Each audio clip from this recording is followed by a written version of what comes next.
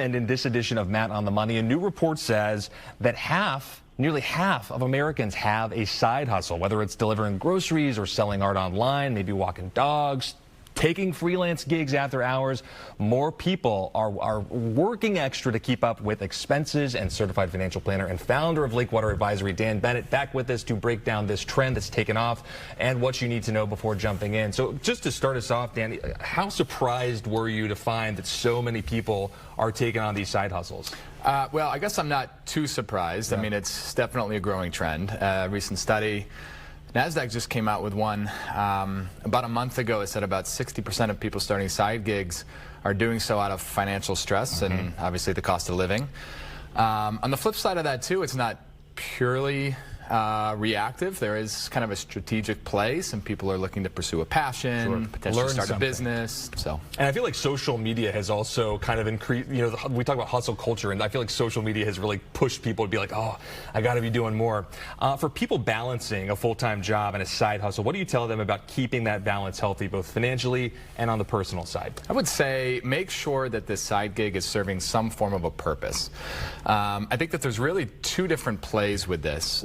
Play number one is, you know, are you doing this for a financial reason? Are you doing this to pay down debt, maybe pay down the mortgage a little bit quicker, save for retirement, kids' college? Or are you doing this more for a skill? Are you doing this more to serve a purpose? Are you doing this potentially start a business down the road? If it's not serving those two, it could be a reason for you to potentially be stretching your bandwidth a little bit too thin. Kind of a game of diminishing returns, maybe. Yeah. What financial implications should people be thinking about before starting a side gig? I'm thinking taxes, insurance, that kind of thing. Taxes are a big one, probably the biggest one. So obviously when you're a W-2 employee, the taxes are being withheld. So federal income taxes, FICA, it's Medicare, Social Security being withheld.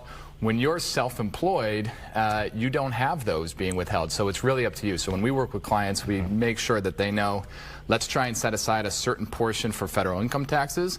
In addition to that, self-employment income taxes, because you're self-employed, and that's 15.3% in addition to your federal income taxes. Yeah. So that can make a huge, huge difference. And you kind of hit on this earlier, but is there a point where a side hustle stops making sense or even costs more than it's worth? Like, have you seen that play out? I've seen it play out a couple different times. If it's not serving a purpose, but if it's causing more stress than it's supposed to be. I think a lot of people try to get into things like house flipping or landlording, that kind of thing. And for a lot of people, it's easy to get in over your head.